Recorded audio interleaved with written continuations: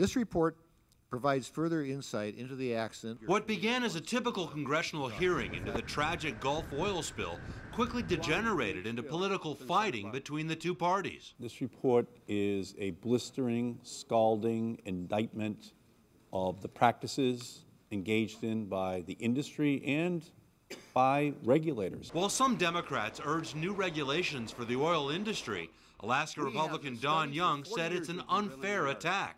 Despite 42,000 wells in the Gulf, major spills are exceedingly rare, and he questioned the integrity of the National Commission. We are facing bankruptcy because we have not been able to develop our fossil fuels.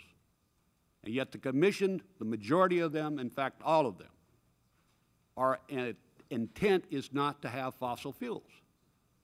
And I think that's inappropriate. The report's co-chairmen strongly disagreed.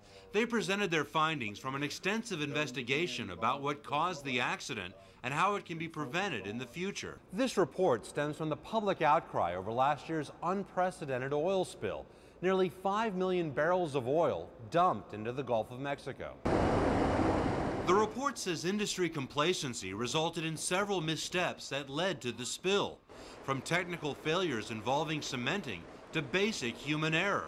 It lays the blame on all three companies involved: BP, Halliburton, and Transocean. We think that they operated within a culture in which safety was not a very high priority. So we say that we think the industry has got to assume a lot of the responsibility to respond to this. The report calls for several steps, including a new safety authority at the Department of Interior, creation of a safety institute by the oil industry to focus on standardizing practices, and earmarking 80% of all fines and penalties for Gulf restoration.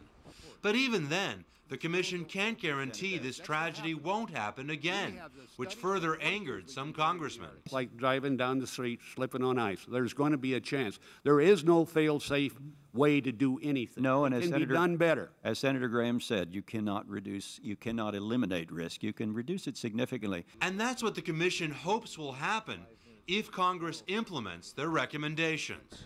Jeff Napshin, CCTV, Washington.